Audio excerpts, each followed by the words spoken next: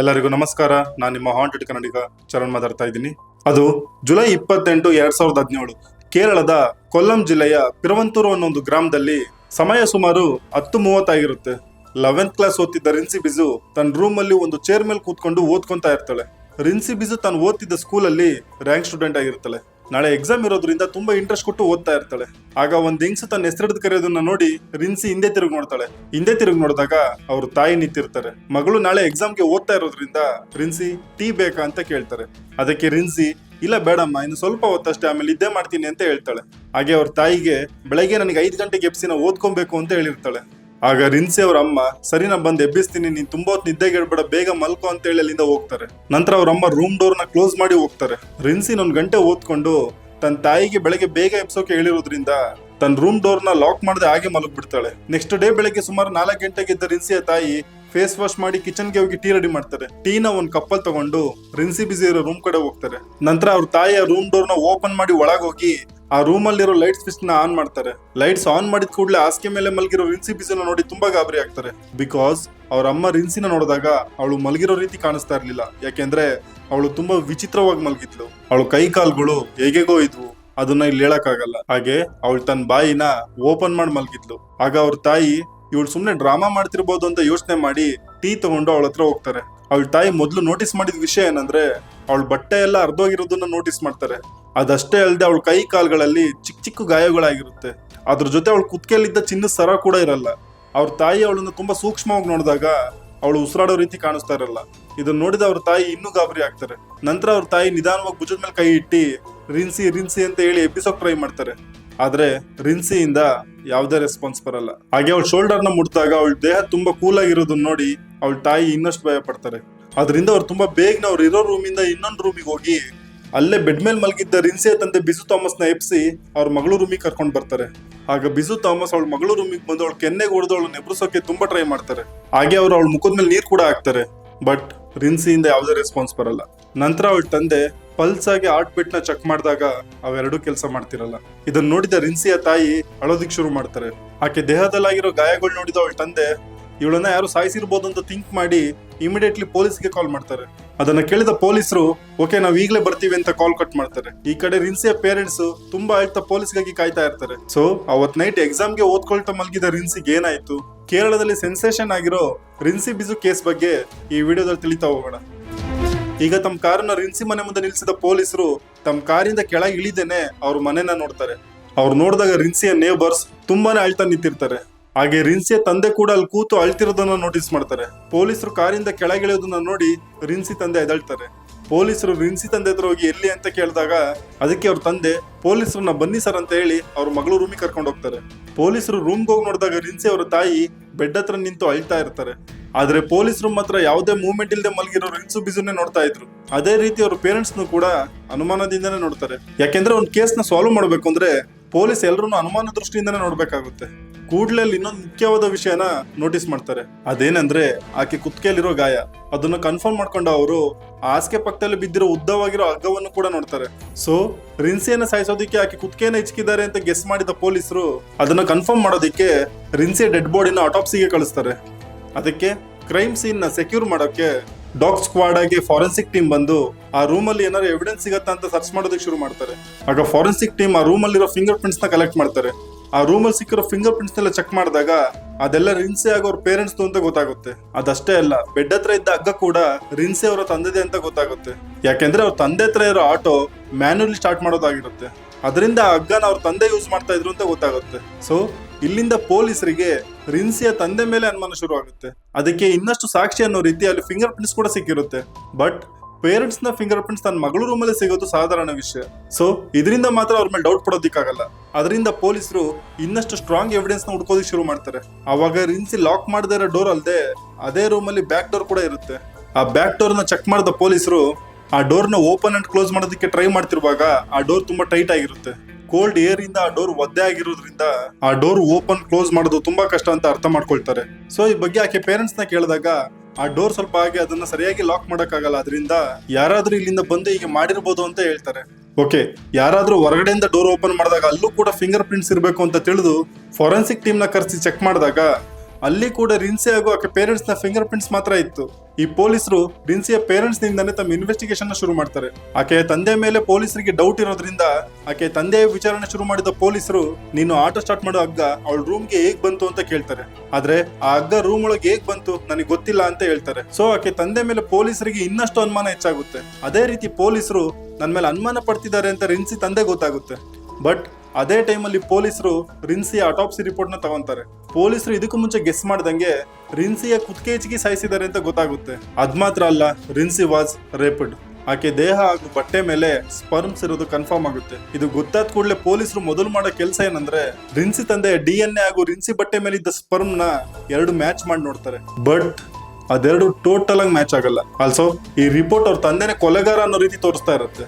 ಪೊಲೀಸರು ಇನ್ವೆಸ್ಟಿಗೇಷನ್ ಮಾಡೋ ರೀತಿನೇ ಟೋಟಲಿ ಯೂ ಟರ್ನ್ ಮಾಡುತ್ತೆ. ಇವಾಗ ಈ ಪೊಲೀಸ್ಗೆ ಈ ಕಿಲ್ಲರ್ ಖಂಡಿತವಾಗಿ ಯಾರು ಮೂರನೇ ವ್ಯಕ್ತಿನೇ ಅಂತ ಕನ್ಫರ್ಮ್ ಆಗುತ್ತೆ. ಆದ್ರೆ ಪೊಲೀಸರು ಕೊಲೆಗಾರನ ಹುಡ್ಕೋದ್ರಲ್ಲಿ ಸ್ವಲ್ಪ ಎಡುತ್ತಾರೆ. 4 ತಿಂಗಳಾದ್ರೂ ಈ ಕೇಸ್ ಸಾಲ್ವ್ ಆಗಲ್ಲ. ಇದನ್ನೆಲ್ಲ ನೋಡಿದ ರಿನ್ಸಿ ಪೇರೆಂಟ್ಸ್ ತುಂಬಾ ಬೇಜಾರಾಗ್ತಾರೆ. ಈ ಕೇಸ್ ಸಾಲ್ವ್ ಆಗದೆ ಇರೋದ್ರಿಂದ ರಿನ್ಸಿಯ ಪೇರೆಂಟ್ಸ್ ಹಾಗೂ ಹಳ್ಳಿ ಜನ ಕೊಲೆಗಾರನ ಬೇಗ ಹಿಡಿಯುವಂತೆ ಎಲ್ಲರೂ ಪ್ರೊಟೆಸ್ಟ್ ಮಾಡ್ತಾರೆ.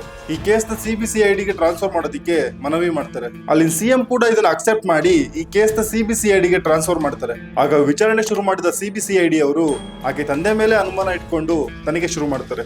ಆದ್ರೆ ಈ ಸತಿ ಅವ್ರಿಗೊಂದು ಕಾರಣ ಇತ್ತು. ಬಿಕಾಸ್ ಪೊಲೀಸರು ಆಕೆ ತಂದೆನ ಸಸ್ಪೆಕ್ಟ್ ಆಗಿ ನೋಡ್ತಾ ಇದ್ದಾರೆ ಅಂತ ಕೊಲೆಗಾರಿಗೆ ತಿಳಿದ್ರೆ ಮಾತ್ರ ನಿಜವಾದ ಕೊಲೆಗಾರ ಧೈರ್ಯದಿಂದ ಓಡಾಡ್ತಾನೆ. ಸೊ ಅದರಿಂದ ಕೊಲೆಗಾರನ ಹಿಡಿಯೋದಕ್ಕೆ CBCID ಅವರು ಒಂದು ಪ್ಲಾನ್ ಮಾಡ್ತಾರೆ.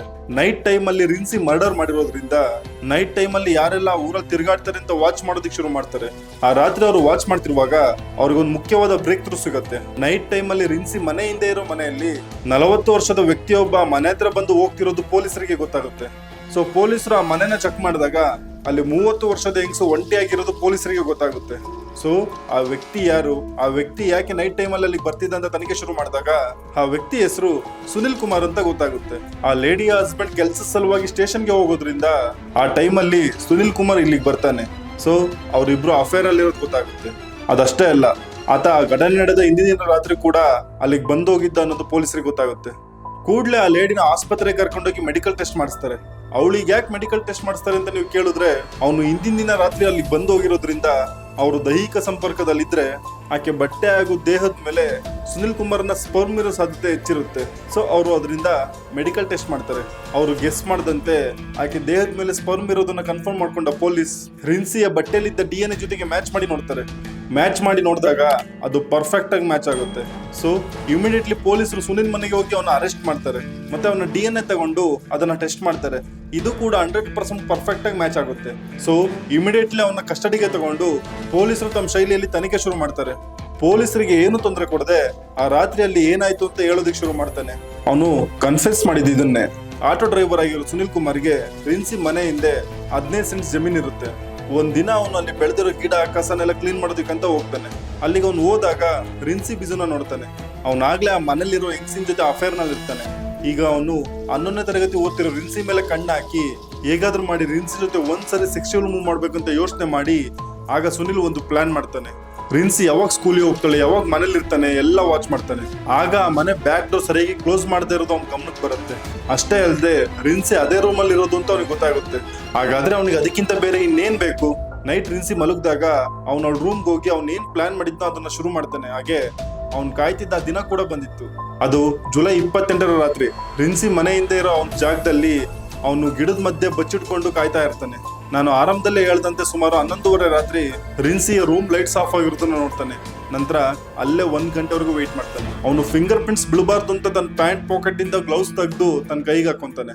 ಅದೇ ರೀತಿ ಫುಟ್ ಪ್ರಿಂಟ್ಸ್ ನ ಹೈಡ್ ಮಾಡೋದಕ್ಕೆ ತನ್ನ ಕಾಲಿಗೆ ಸಾಕ್ಸ್ ಹಾಕೊಂಡು ರಿನ್ಸಿ ಮನೆ ಹತ್ರ ಹೋಗ್ತಾನೆ.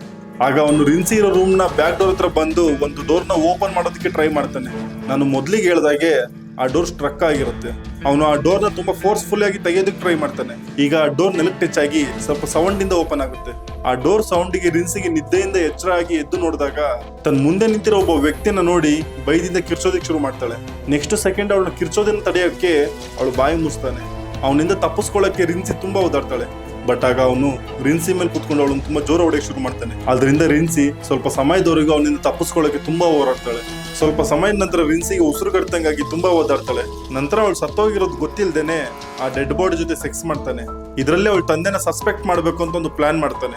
ಆ ಪ್ಲಾನ್ ಪ್ರಕಾರ ಅವಳ ತಂದೆ ಆಟೋದಿಂದ ಹಗ್ಗನ ತಗೊಂಡ್ಬಂದು ಅವಳ ಕುತ್ತಿಗೆ ಮೇಲೆ ಮಾರ್ಕ್ ಬರೋವರೆಗೂ ಆ ಹಗ್ಗದಿಂದ ಜೋರಾಗಿ ಸುತ್ತಾನೆ. ನಂತರ ಆ ಹಗ್ಗನ ಅಲ್ಲೇ ಬಿಟ್ಟು ಅವಳು ಕುತ್ತಿಗೆಲಿರೋ ಗೋಲ್ಡ್ ಚೈನ್ ತಗೊಂಡು ನಂತರ ಆ ಡೋರ್ ಮೊದ್ಲಿಗೆ ಹೇಗಿತ್ತು ಹಾಗೆ ಕ್ಲೋಸ್ ಮಾಡಿ ಅಲ್ಲಿಂದ ಎಸ್ಕೇಪ್ ಆಗ್ತಾನೆ. ಅಷ್ಟೇ ಅಲ್ಲ, ರಿನ್ಸಿಗೆ ನ್ಯಾಯ ಕೊಡಿಸ್ಬೇಕು ಅಂತ ನಾನು ಹೇಳಿದ್ರಿಂದಾನೇ ಹಳ್ಳಿ ಜನ ಪ್ರತಿಭಟನೆ ಶುರು ಮಾಡಿದ್ದು ಅಂತ ಹೇಳ್ತಾನೆ. ಅದರಲ್ಲಿ ಸುನಿಲ್ ಕೂಡ ತುಂಬಾ ಸಭ್ಯಂತರ ಪ್ರೊಟೆಸ್ಟ್ ಮಾಡಿರ್ತಾನೆ. ಆ ಟೈಮಲ್ಲಿ ಪೊಲೀಸರು ಪ್ರತಿಭಟನೆ ಮಾಡ್ತಿರೋ ಜನರ ಹತ್ರ ಮಾತಾಡೋದಕ್ಕಂತ ಬಂದಾಗ ಅವ್ರ ಇನ್ವೆಸ್ಟಿಗೇಷನ್ ಹೇಗ್ ಮಾಡ್ತಾ ಇದಾರೆ ಅಂತ ಎಲ್ಲ ತಿಳ್ಕೊಳ್ತಾ ಇರ್ತಾನೆ. ಸುನಿಲ್ನ ವಿಚಾರಣೆ ನಂತರ ಪೊಲೀಸರು ಅವನ್ನ ಕೋರ್ಟಿಗೆ ಪ್ರೊಡ್ಯೂಸ್ ಮಾಡಿ ಅವನ ವಿರುದ್ಧ ಇರೋ ಎಲ್ಲ ಸಾಕ್ಷಿಗಳನ್ನ ಸಬ್ಮಿಟ್ ಮಾಡ್ತಾರೆ. ಫೈನಲಿ ನವೆಂಬರ್ 2021ರಲ್ಲಿ ನ್ಯಾಯಾಲಯ ಅವನಿಗೆ 43 ವರ್ಷ ಜೈಲು ಶಿಕ್ಷೆ ಹಾಗೂ 3 ಲಕ್ಷ ದಂಡ ವಿಧಿಸುತ್ತೆ. ಈ ಸಂದರ್ಭದಲ್ಲಿ ರಿನ್ಸಿ ಮರ್ಡರ್ ಆಗಿದ್ರು ನಾವು ನೋಟಿಸ್ ಮಾಡ್ಬೇಕಾಗಿರೋ ವಿಷಯ ಏನಂದ್ರೆ ಅವ್ರ ತಂದೆ ತಾಯಿ ಸಣ್ಣದೊಂದು ತಪ್ಪು ಮಾಡಿರ್ತಾರೆ. ಅವರು ಆ ರೂಮ್ ಡೋರ್ನ ರಿಪೇರ್ ಮಾಡಿರ್ಲಿಲ್ಲ. ಮನೆ ಎಷ್ಟೇ ದೊಡ್ಡದಾಗಿದ್ರು ಅದ್ರ ಡೋರ್ಸ್ ಆಗಿ ಅದ್ರ ಭದ್ರತೆಗಳು ಕೂಡ ತುಂಬಾ ಚೆನ್ನಾಗಿರ್ಬೇಕು. ಆಗ ಮಾತ್ರ ಮನೇಲಿ ನೀವು ಸೇಫ್ ಆಗಿರ್ತೀರಾ. ರಿನ್ಸಿ ಪೇರೆಂಟ್ಸ್ ಅದನ್ನ ಮಾಡಿದ್ರೆ ಮೇ ಬಿ ಅವಳು ಇವಾಗ ಬದುಕಿರ್ಬೋದಿತ್ತು. ಈ ಟೈಮಲ್ಲಿ ತುಂಬಾ ದುಃಖ ಪಟ್ಟರು ಯಾರಂದ್ರೆ ರಿನ್ಸಿ ಅವರ ತಂದೆ ಬಿಜು ಥಾಮಸ್. ಯಾಕೆಂದ್ರೆ ಅವ್ರು ತಮ್ಮ ಮಗಳನ್ನ ಕಳ್ಕೊಂಡಿದ್ದಲ್ದೇನೆ ಪೊಲೀಸರು ಅವ್ರನ್ನ ಅನುಮಾನಿಸಿ ವಿಚಾರಣೆ ನಡೆಸಿದಾಗ ಈ ವಿಷಯ ಹಳ್ಳಿ ಜನರ ಬಾಯಲ್ಲಿ ಓಡಾಡಿ ಅದು ಅವ್ರಿಗೆ ತುಂಬಾ ಬೇಜಾರು ಮಾಡಿಸಿರ್ಬೋದು.